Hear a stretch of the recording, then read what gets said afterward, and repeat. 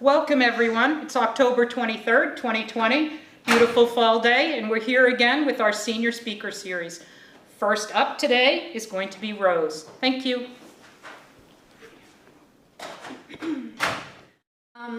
Hi Suffield, my name is Rose Casso and I'm a four-year senior from Ellington, Connecticut. A large part of my reputation comes from being an athlete. However, what is not too widely known about me is how and who have helped me get here. Probably the most obvious part of this process was having two sisters, both of whom fostered my love for sports. Being competitive ever since we were little came from the games of soccer we played in our backyard with our dad. All of us would fight for our dad's attention, and while doing so, we almost killed each other in the process.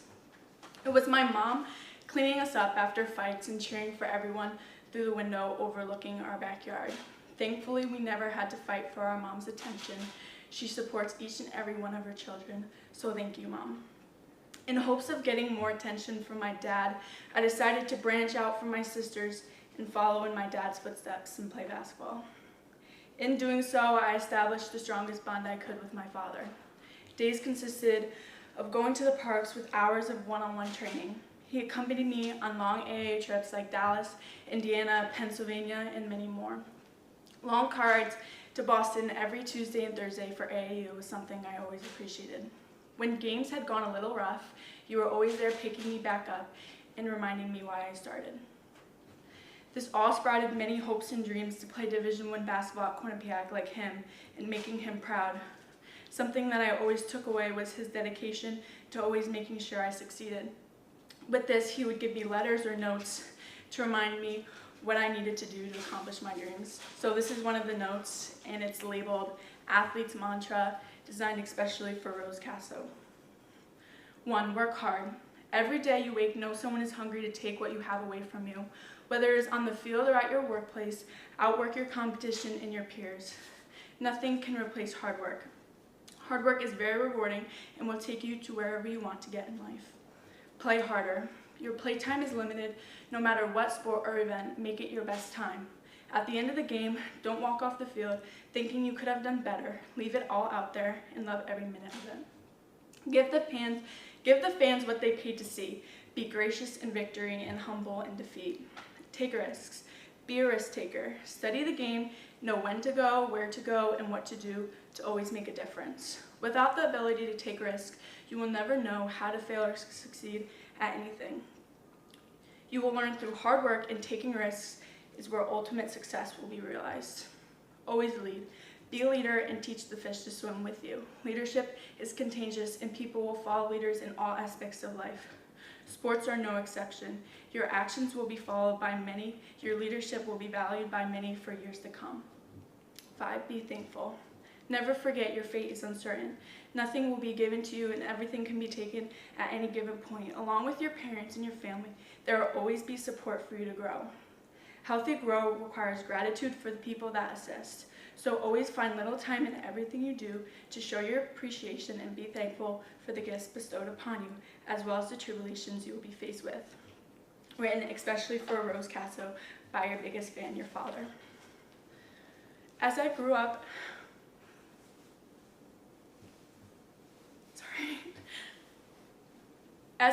and got older, I started doing a lot of things on my own. I scheduled and attended my own trainings. I started driving myself to tournaments and basketball practices. With this, I feel like I've grown apart from my dad. Sorry. I miss the one-on-one trainings we always had and the cards home from basketball with you in my ear telling me what I need to work on. I know I'm older and it may seem like I don't need these things anymore,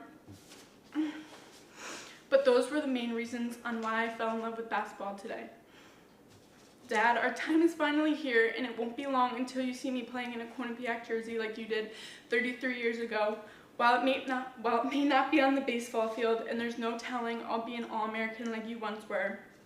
But if there's anything I want you to take from this, just remember that this journey was never just mine. It was ours. Thank you.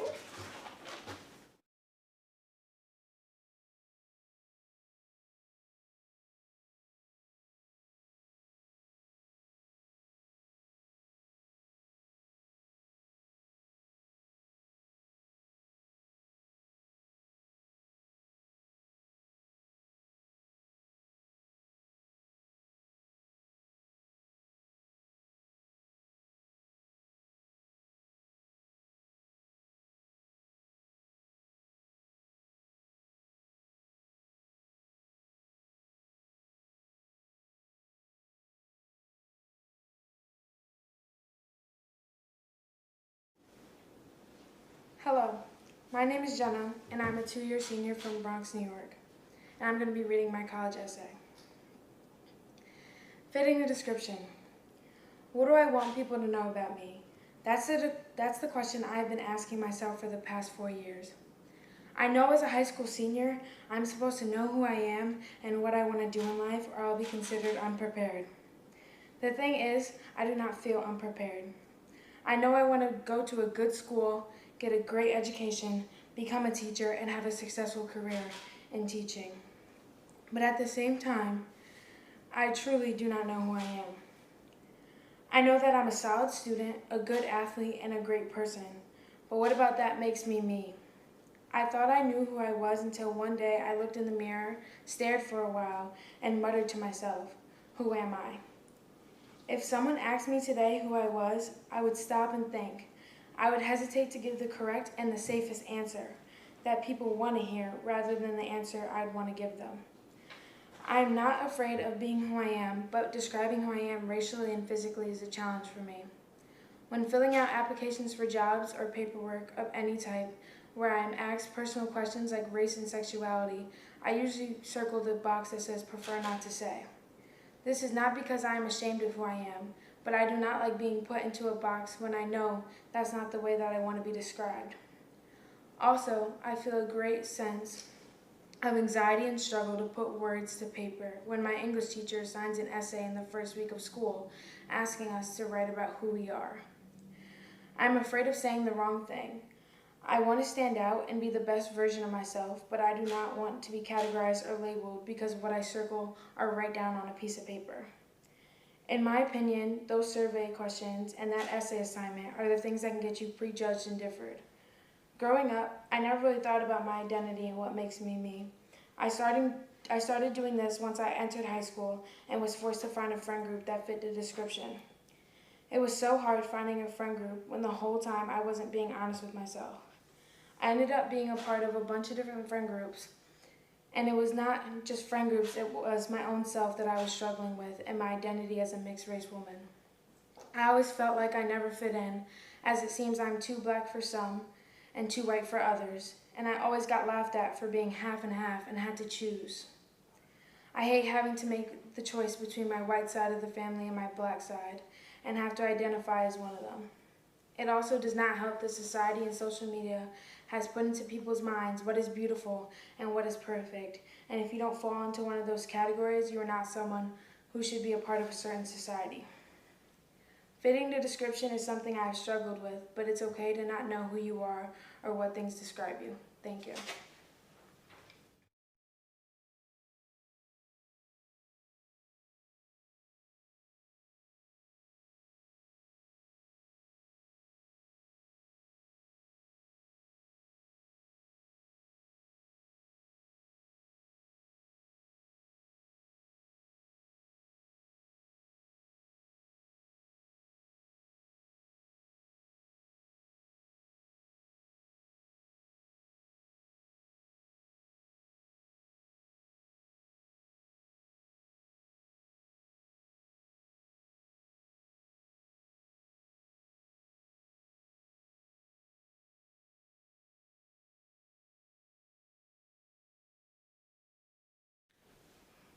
Hi, I'm Cassie Dumay, and I'm a four-year day student from East Long Meadow, Massachusetts.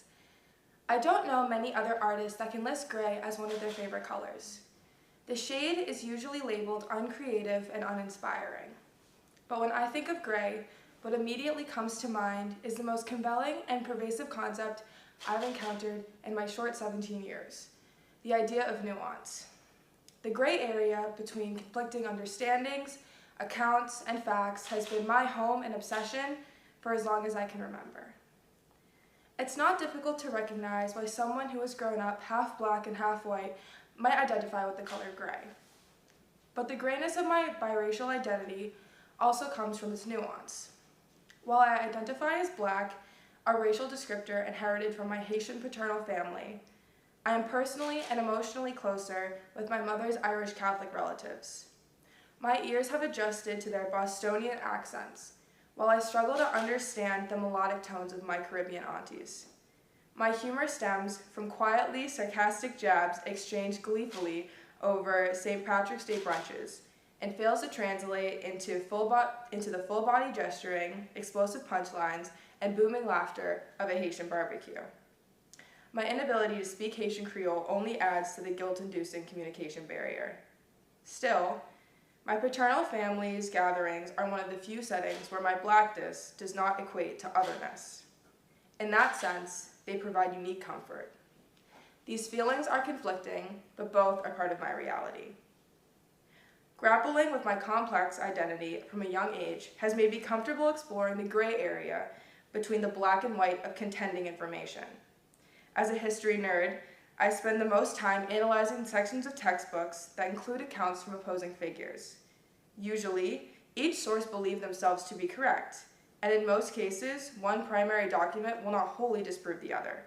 Instead, analyzing the overlapping themes and contradictions in between them is where a researcher finds the nuanced understanding of the truth. Nuance has defined how I appreciate and create varying forms of art. I spent my summer in lockdown reading at least one book a week. Soon, I realized that all my favorite lines from each work described some unspoken struggle caused by conflicting desires and beliefs within a single character's perspective. The creation of a whole from opposing pieces is also a primary theme in my studio art. Sometimes, that simply means creating collages out of pictures that seem utterly unrelated. Other times, it means trying to create work that straddles the gray area between different artistic genres, often using certain mediums that conflict with the style in which I choose to use them. My multicultural background and complex racial identity introduced me to the concept of nuance at a young age.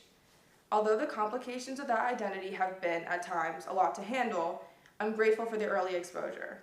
My intellectual, social, and artistic self is characterized by the hours of my life I've, sometimes unknowingly, spent searching through the gray area. I plan to continue searching, and I have plenty left to learn. Thank you.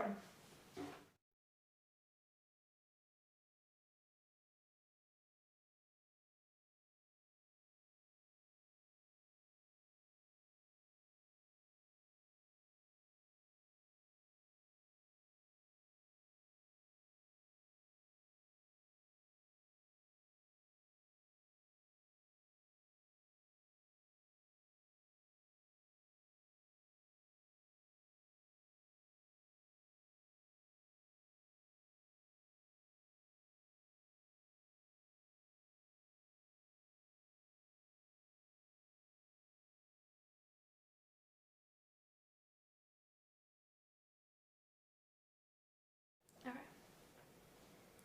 Suck it up, Buttercup, I heard my mom say. I was so over this. I'd spent the last 3 days insulating the upstairs, only to find I'd used the wrong R-factor insulation and therefore failed the code inspection. I waved a thank you to my bus driver, set my school books down, packed my bag for swim practice, and began to re-insulate until it was time to leave for swimming. For those of you who don't know me, my name is Maddie Lumza, and I'm a 3-year senior from northern New York State, up by the Canadian border. It all began 5 years ago when my dad became sick. 7 months of overnight visits to Mass General, and he wasn't getting better. After a family discussion, we decided that the quality of life was what mattered most. We sold our big house in the development and moved into something more affordable, which meant leaving my neighborhood friends and moving to a poorly winterized 1,250 square foot camp in the next town over. With our limited renovation budget, we'd be able to winterize and expand the camp, providing a cozy house on our own little slice of heaven with Lake Champlain on our shore. A month into the project, the town code enforcement officer cited our contractor with 6 code violations, setting off a tailspin of unfortunate events. The contractor filed for bankruptcy. His bank seized all of our building materials, leaving my family in the middle of an Adirondack winter with a depleted budget, no contractor, and half a roof. Though my father couldn't do much of the physical work, his construction knowledge enabled my mother, my 2 siblings, and me to complete the renovation. We picked up where the contractors left off and began wiring, plumbing, and insulating with his guidance and patience. There were many lows to this renovation project. Not only did I insulate and then re-insulate the entire upstairs, I also shoveled by hand 900 cubic feet of dirt out of the basement because a backhoe was too expensive. This leveled the ground so the concrete could be poured. I stayed up late to finish tiling the kitchen one night. The next morning, I woke up and found 3 cracks and had to retile. There were definitely some exciting moments too. I'd never taken a sledgehammer to an interior wall before, but my brother, my sister, and I knocked down multiple interior walls throughout the construction. The 3 of us cut and laid the flooring in both the upstairs bedroom and the living room downstairs. I learned how to install windows, making sure they were centered and leveled, and I also learned to run electric wires through the framework. I had Pinterest boards full of construction tutorials, color palettes, and room ideas. Conversations at the dinner table, covered in dust and tools, centered around Joanna Gaines' latest reno and how we could do something similar on a DIY budget. I was able to redesign and expand the kitchen, moving cabinets around and adding a granite countertop. Probably the most memorable moment was when we used a crane to lift the roof off the garage. It was an uncommon event, and all the neighbors came out to watch our roof in midair. It sat on our front yard for 2 years until we built the base of the new garage. Numerous times, my bus driver commented on the roof, telling me he'd never seen such a thing. Practically overnight, everything changed. I lived in a big, nice house and had my own room in a great neighborhood with money for family vacations. In what felt like the blink of an eye, that all changed. My brother got the only bedroom in the camp, and my sister, parents, and I lived in an unfinished basement with a construction zone above us for 2 years. The camp was full of sheetrock, sawdust, and insulation, and the little money we had was spent on the renovation. I worked on the house almost every minute outside of school and swimming. It became my life. There were days I overheard too much of my family's financial struggle, and other days when I watched my dad struggle to get out of bed. I learned to be gritty and to work hard, and I was bored with screwing nails into framing, my arms hurt from the 12-200s IM at swim practice, and my brain was fuzzy from studying for Regents exams. But I dug deep, kept pushing, stuck with it, and learned the importance of grit and gratitude. 2.5 years of working on this construction project taught me to work first and play later. All the little moments made me who I am today. I know how to be resilient and to persevere because I had to redo parts of the kitchen tile and the insulation and every other little thing. But the feeling when we finally completed the renovation on our own reminded me why I work hard. I always held the flashlight for my father as a little girl, watching him fix whatever it was he was fixing, not knowing what was going on. This time, the flashlight was being held for me. I was no longer holding the flashlight. Instead, I was doing the work. 2.5 years, 1 torn meniscus, 2 broken hands, hundreds of YouTube videos, and countless trips to Lowe's later, the poorly winterized camp had become our home. To this day, I can still hear my mom saying, "Suck it up, Buttercup," and that's just what I did. I didn't give up, and I learned I can do anything I put my mind to, even build a house. Thank you.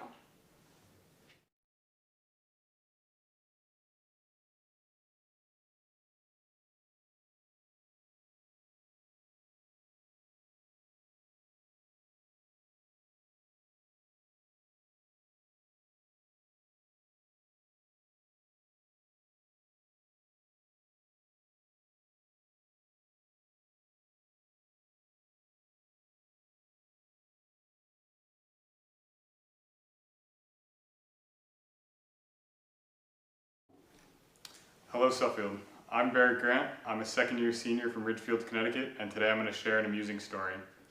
Deep in the Adirondacks stands the oldest sleepaway camp in the United States. Camp Dudley is home to over 500 boys each summer playing sports, swimming, hiking, and acting. It is a place where sweaty guys become Hollywood-like actors. The arts are a big part of the camp experience, and each week there are 2 events. Saturday night shows that are more formal compared to a Wednesday night show, which is an unorganized talent show. Witherby Hall, an enormous brown building, packs knee to knee to watch, clap, and cheer for the brave actors. I was a nervous 10-year-old my first summer at Camp Dudley. It took me many more years to make my acting debut on that stage. A common Wednesday night headline might be Magic Tricks with Jim or Stand-Up Comedy with Pete, but that fateful night featured swim lessons with Barrett. The plan was simple, a bunch of boys going up in swimsuits, goggles, floaties, and swim caps to dance to the swimming song. We heard the countdown, the curtain started to move, and it opened to countless faces. After long seconds of silence, my body tensed as we waited for the song to play. Still no music. My mind seemed to go blank. Murmurs started in the audience as people wondered what was happening. Then, out of nowhere, I started to sing. Singing? I wasn't supposed to be singing. My friends nervously shuffled their feet as I continued. There's 104 days of summer vacation, and school comes along just to end it. This theme song to my favorite cartoon show, Phineas and Ferb. Soon my friends joined in, and all my worry about performing disappeared as I gazed out to the audience, now roaring with laughter at the unplanned act. By the final chorus, the entire hall was singing and dancing along. As I took my bow on stage, I decided that no matter what life throws at me, I can always roll with the punches. Thank you.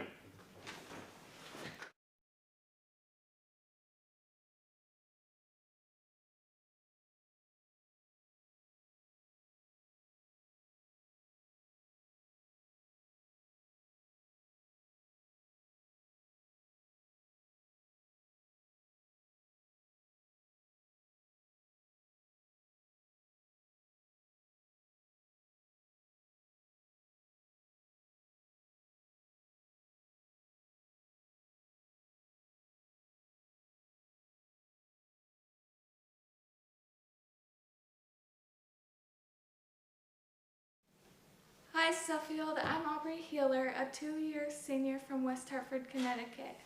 For many years, I was worried about not measuring up, literally. From age 7 to 15, I had to inject growth hormone into my upper thigh, arm, or stomach every night.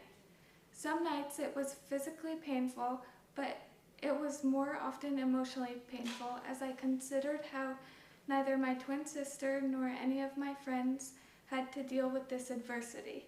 However, self-injections became an ingrained part of my nightly routine, and before long, they even gave me a feeling of comfort and promise of a taller life. In retrospect, although it was isolating at times, I was resolute about the treatment and its effects on my future. I accepted the hand I was dealt, but I also knew I had to fight for what was important to me. The nightly injection of hormones was my best hope, and I knew it. After a few years, I came to discover that the growth hormone routine was working on more than just my height. I'll never forget one night when my dad came into my room to say goodnight and decided to inject himself in the thigh with my needle. He wanted to understand my pain and share my experience. Then he exclaimed, "Wow, that really hurt, Obbs. You're so brave." I remember feeling proud at that moment. I endured this emotional and physical pain daily, and I was brave. There are more ways to measure growth than with a yardstick. My tolerance for self-injections had made me tougher and given me confidence both in and out of school.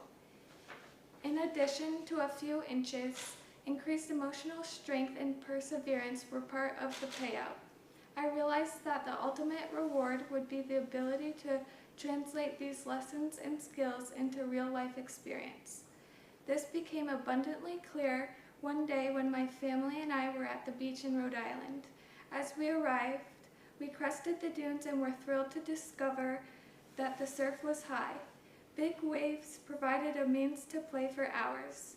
One moment feeling relaxed and floating in the cool water, the next feeling the rush of adrenaline while narrowly escaping the crash of a wave.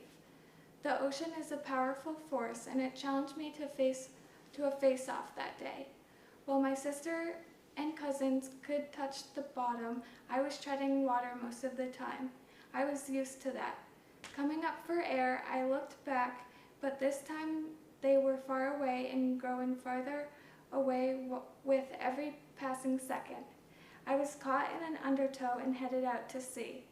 When my mom realized what was happening, she jumped into the same current and let the ocean carry her out. My to me. My twin sister was throwing up on the beach, overcome with fear for me. My mom was amazed at my demeanor when we were reunited, calm, cool, and collected. How could that be, she thought. It was at that moment I discovered a new appreciation for all those years of needles. It wasn't that I was naive to the severity of my situation in the deep waters, but it didn't rattle me. I now stand 5 feet 4 inches tall. The nightly injections that became part of my life helped me to grow both physically and, more importantly, emotionally. To this day, I find it interesting that a minor hormonal deficiency affecting my height would be so directly related to measuring myself on a completely different kind of scale.